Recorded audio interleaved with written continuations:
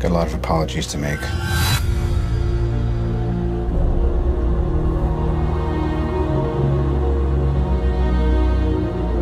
Nothing's been the same since New York.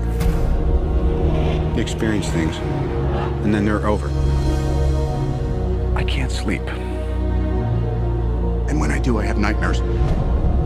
Honestly, there's 100 people who want to kill me. I hope I can protect the one thing I can't live without.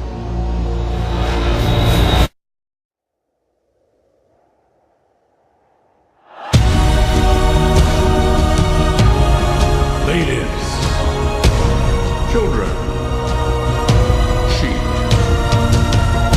Some people call me a terrorist. I consider myself a teacher. Lesson number 1. Heroes. There is no such thing.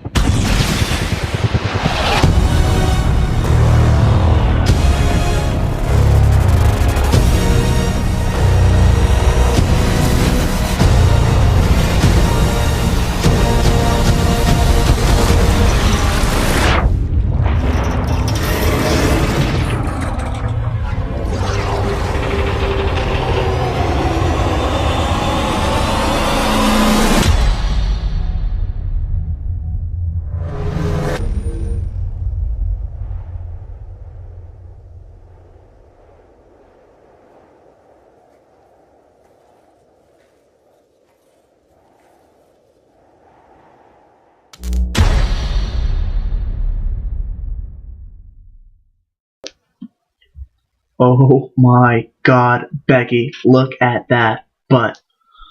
Oh my god. I am freaking out because that was the best theatrical trailer that I've seen for a movie freaking 6 months, and they still haven't even finished shooting 6 months before the freaking movie comes out. That was awesome. Let's not waste any time. Let's jump into the breakdown. Real quick, I'd like to mention there's going to be an audio breakdown after the video breakdown. So I have the video playing without the audio, and then I'm going to break down some of what Tony says throughout the trailer, because that's important as well. It's a complete breakdown, baby. Okay, so Iron Man is in a wooded, snowy area. Is it in America? Is it in China? We don't know. They have yet to film there.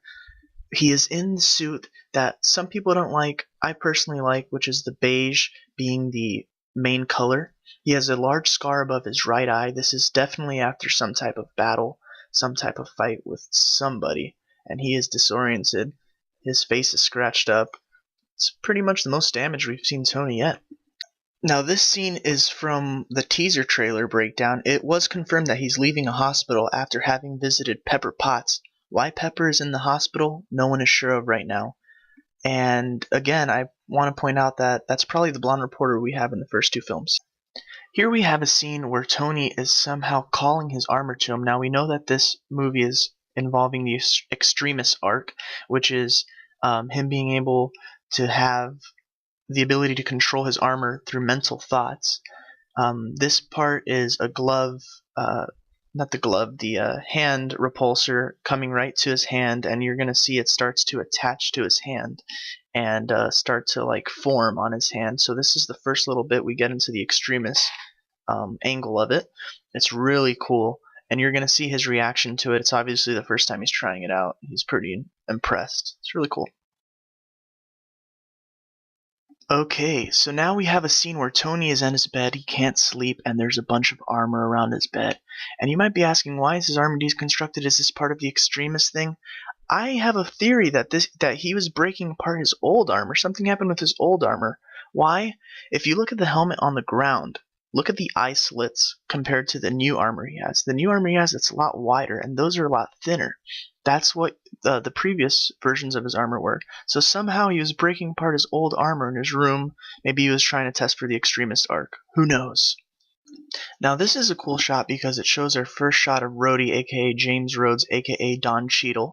He is what I believe to be in the president's office. You see some Secret Service behind him. You see some cops. Something has happened with the president, with the White House, some type of national security threat, I believe.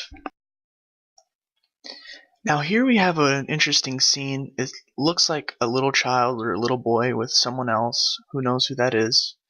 And it looks like they're visiting some type of funeral, some type of memorial, some type of place where something happened, where there's a lot of obviously like crosses you see and flowers and candles. People died here. So there's a couple interesting things to note here. One is the shadows on the wall. To me, that seems like some type of resin or something left over from some type of bomb that maybe imprinted the, I don't know what. That's the first thing that comes to my mind. Second thing is that you're going to see little pieces of snow. And I believe that this ties into the first scene. Maybe Iron Man had his fight here in this little village or wherever this is, that led him to be so damaged in the beginning. Because they're wearing jackets, you see some snow in the middle. I'm not sure what happened or where this is, but clearly something happened. And yeah, that's my best guess for that right now. Alright, so here we have the helicopters, and we're going to see what they do a little later, or you've already seen it in the trailer. Here's our first look at Guy Pearce, who plays the scientist Aldrich Killian, who's one of the creators of the extremist virus. And, what's interesting about him is that he eventually sells, spoilers, the virus to terrorists in the comic books. So he is not a good guy, he is a villain. I wonder if he'll just stay a lowly scientist, or what type of part he'll play in the big scheme of things, because Guy Pearce is a good cast. Big actor. Two quick things to note in this scene. The first is that you're going to notice on Tony's head he's wearing some type of headset slash science fiction thingy that looks like it allows him to, what I'm thinking is, relay his thoughts into the machine, which ties into the second thing. Look at the suit behind him. It looks like it's looking at them and at their conversation. It's a little eerie, actually. So I'm wondering if he's able to control the suit mentally, telepathically. Who knows? I don't know. Let's keep going. And by far, probably the third coolest shot in this trailer. This trailer's so epic that this shot is the third freaking coolest shot. Oh my lord. So let's get into it. Again, tying into the last scene, how that thing seemed to be self-aware or something. Who knows? This suit, maybe someone's in it. I don't know. But I really think it's hollowed out right now, just from things I've heard. And it's attacking Pepper Potts. Why is it grabbing Pepper Potts? You would think it'd go after Tony. So obviously Gwyneth Paltrow is going to have a big role in this film. You saw later in an earlier trailer breakdown that she was trapped somewhere. So does this thing succeed in taking her? It could just take her and fly right out the window. Tony can't stop it. So who knows why this thing is self-aware, why it's attacking Pepper Potts, why Tony seems disoriented right now. I'm not sure what's going on in this scene, but Pepper Potts is definitely in trouble. Now here we have a scene where Tony's being attacked in his home. Obviously someone's destroying all his suits. Maybe this is a reference to destroying his past, who knows, but he's being attacked at his house, and you'll see that later as well. It's a big explosion. Then our second look at the Mandarin again. And this is Rebecca Hall, which is an actress who plays, let me get my sources correct here, Dr. Maya Hansen, which is the co-creator of the extremist virus, along with Guy Pearce. So we'll see how big of a role she has. Here we have War Machine, again coming in with his cool outfit, which I'll highlight at the end of the film, or at the end of this breakdown.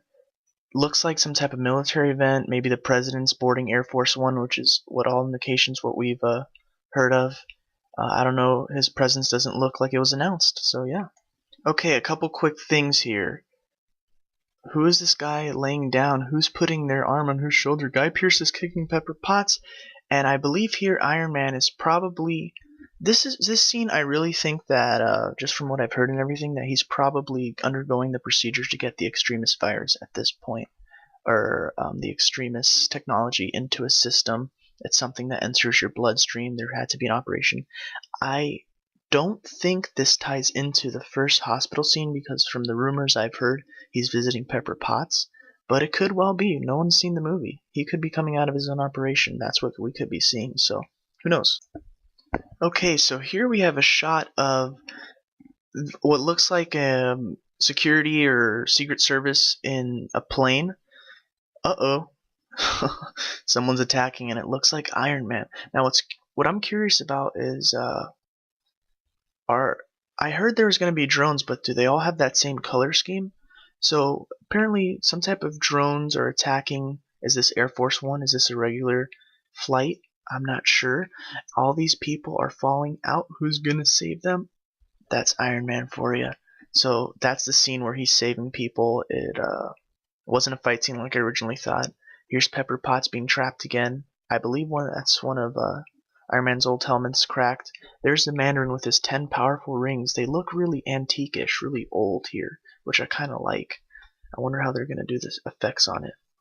Here we have a shot of Tony in a destroyed home, or at least a destroyed bedroom, with this thing looking like it wants to kill him. I don't know what arc they're gonna play with this. I'm so confused. This trailer raises a lot of questions as well as answers. It answers very little. To backtrack, I don't know who that female was. I'm sure she'll play a important part as she's throwing around Tony like that. I thought this was interesting because it shows War Machine crashing someone through, and from the body type and the way he's dressed, I have a feeling it's Happy Hogan, aka Jon Favreau. I don't know why he would be attacking Jon Favreau like that. Now this was interesting because it was really quick in the trailer. It looks like some type of suited person with a cape. I don't know if it's a different iron person, firepower. Who knows? Is it the Mandarin who suits up eventually? We see very little. It looks like it has a silverish color. It could just be Iron Man in a dust storm. I have no idea. And I'm just going to let the rest of this trailer play out because it's pretty self-explanatory. If this doesn't want to make you see the movie, wow. But apparently, at some point of the movie, Tony's house gets destroyed. Now, what's interesting is that in the shot before, Tony was not in a suit of armor. Maybe he suits up to try to fight the helicopters in between that time and he gets dragged down. Who knows? He can put on the suit pretty quick. And does he get trapped? Who knows? And we get a little interesting shot that kind of sets the tone of the whole film, more serious, whereas I would say the second one was a little too campy, too self-aware. I don't know. This one really looks like it's going to be good, guys. And stick around. I'm going to be going into the audio portion of it right now. But in the meantime, let me go over some of these pictures that were released. Here's the promotional theatrical poster for the Iron Man 3 film, and it looks great. Whoever's in charge of the marketing there, because like the Dark Knight one, it looked photoshopped. This one looks great. I mean, the Dark Knight one looked like it was photoshopped crudely and by like someone young. And the next shot is a close-up of War Machine, who's clearly painted in American colors. I like the little laser beam cannon in the back instead of the turret, and I like the little chest piece. I like that they're doing things new, guys. You gotta mix things up, and a lot of people like the old colors, the red and yellow. A lot of people like the gray War Machine. But look how awesome this trailer was. I mean, if you don't trust Marvel at this point, who knows their characters and makes a great movie, you got trust issues. I mean, they're a really good company. So now let's dive into the audio portion of the breakdown.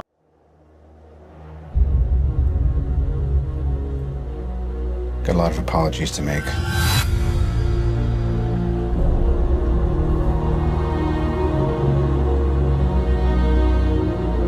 Nothing's been the same since New York. You experience things, and then they're over. I can't sleep. And when I do, I have nightmares. Honestly, there's 100 people who want to kill me. I hope I can protect the one thing I can't live without. Alright, I'd like to stop right there and just talk about some of what Robert Downey Jr. is saying. and my opinions on it. Now, I just really want to stop real quick and say that at the end of the at the end of the Avengers, it ends on a really happy note, and there's really no place for Tony Stark to go but up after the Avengers, because you see him planning the building the Avengers, and um, I've said all that just to say that just because this cut of the trailer is really dark and deep and there's a lot of despair, don't think that that's how it's going to be throughout the whole movie, especially a Marvel movie. Now, I do believe this one will be more grounded in reality. We've already discussed, or no, we haven't discussed it, but there's obviously going to be the presence of terrorist groups and national threats that you see. But I just feel like it'll also be a really fun thing as well. And so we have to wait. I don't know when the next couple trailers will come out, but we have to wait to see how they cut the different trailers, because they might have a more happy feel. And I'm not saying, oh, I hate this type of feel. I really, really like this trailer. But all I'm saying is it sounds really dark, but a lot of it just could be edited the way that it sounds, just to get this type of feel for the trailer. So I don't know why Tony would be so down on himself, so depressed right now. Something must have happened. Maybe he feels like something's his fault. Maybe Pepper got caught and he feels like he endangered her life. I'm not sure. Let's keep listening.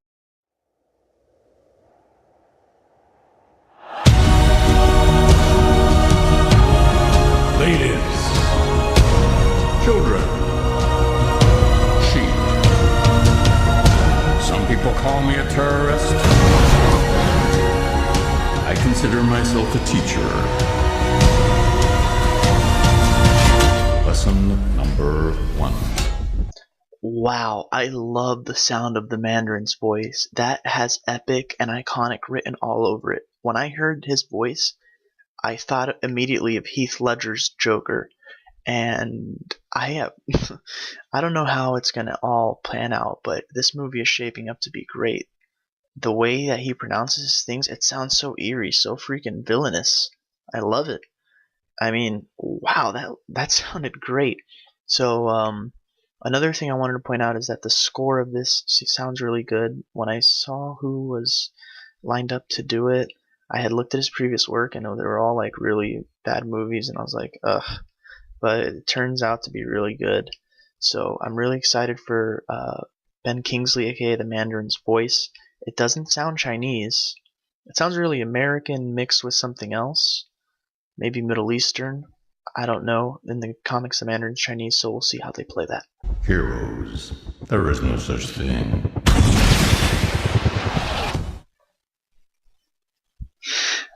Okay, so that's the end of my breakdown.